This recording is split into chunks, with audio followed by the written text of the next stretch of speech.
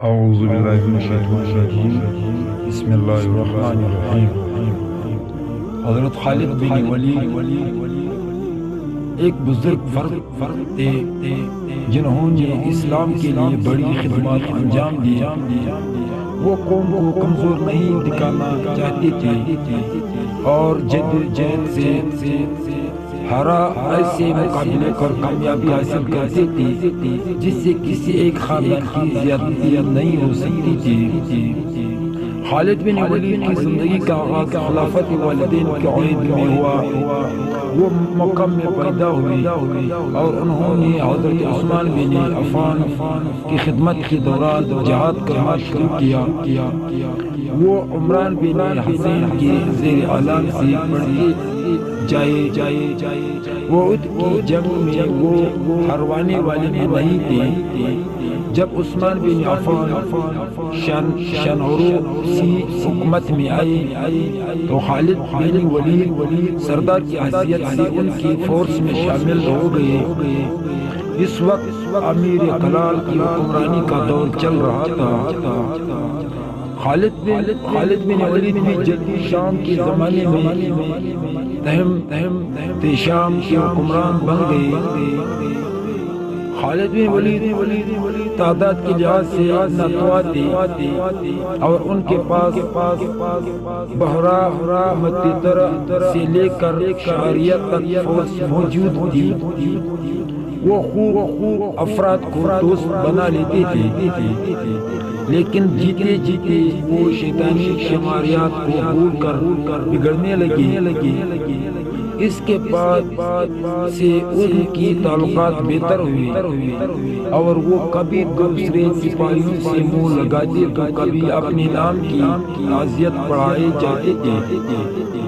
اس کے بعد حضرت عمر رضی اللہ عنہ نے خالد بن ولید کو جنگ منعقد کرنے کی اجازت کے حوالے سے ریلیز کر دیا۔ ایک بار وہ جہاں جنگ ہو رہی تھی وہیں جائے اور جہاں جنگ نہ ہو وہاں سے رجائے۔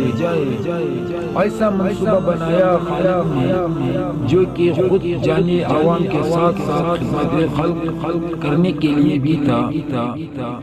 خالد بن ولید نے زندگی کے بڑے دوران میں سب سے زیادہ جنگیں لڑی۔ یہاں تعداد نہیں بتائی جا سکتی، ہر ایک یہ ایک نہایت دلچسپ مثال تھی۔ خالد بن ولید ایک غلام نہ تھے، ان کی جنگیں ایک بڑی چیز ہوتی تھی۔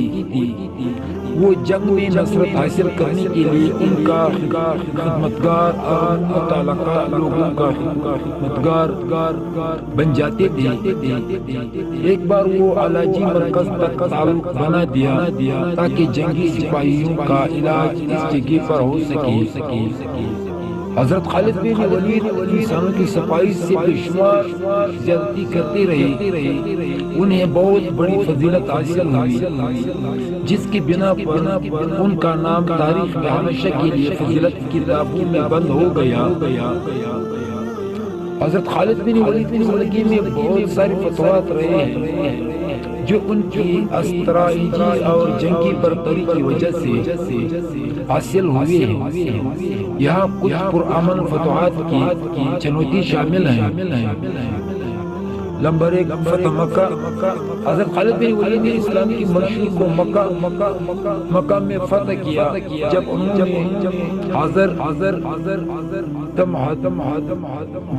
تمہمس کی سلطنت پر اپنا ایمان لایا۔ ان کی قائد کارانہ اور استراتیجیت نے مکہ کو قومی تشویش میں دھاندلی پڑتے دیکھا اور زندگی کی تمام زندگیوں میں ان سے بہت استفادہ ہوا۔ اس فتح کی بنا پر مکہ تبدیل کر دیا گیا جو بادشاہی متنازعات سے آزاد ہو گیا اور اسلامی مملکت کا ہر انداز ہو گیا۔ نمبر 2 فتح امامہ۔ حضرت خالد بن ولید نے امامہ کو بھی اسلامی جبہت میں لایا۔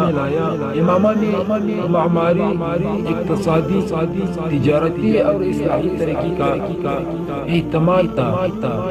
حضرت خالد بن ولید کی قائد کارانہ اور استراتیجی ہوشیاری کی وجہ سے فلحون برایا گیا اور اس کی تعبیر سے امامہ پوری طرح سوئے ہوئی شریعت کو آگے گئی۔ نمبر 3 فتح موصلہ۔ حضرت خالد بن ولید کے فتوحات میں کا علاقہ بھی شامل ہوتا ہے۔ اس فتح کی خاصیت یہ تھی کہ خالد بن ولید کی چال کو پہچان نہیں پائی اور وہ لوڈوں کو کامیاب بنانے کے لیے عالمی حضرت احمد صاحب کے حکم سے تنظیمی اقدامات اٹھا رہے تھے۔ نمبر 4 فتح ایران۔ حضرت خالد بن ولید کی زمینی خدمات کی بنا پر ایران بھی ان کی فتحوں میں شامل ہو گیا۔ ایران تک کا لوگوں کے قائل بائی تعین کے لیے بھی جگہ تھا، جیسے خالد بن ولید نے شامل کر کے کشمیر چڑیا۔ نمبر 5 فتح عجم۔ حضرت خالد بن ولید نے خود کو عجم کا راجہ کی نیت سے تقسیم کر کے سپاہیوں کو یقین دلایا کہ وہ انصار المسلمین کی توپوں کو علم فہم اور عمل میں تبدیل کر سکتے ہیں۔ وہ لڑنے لگے جیسے خالد سے پٹل میں بدلنا پڑا۔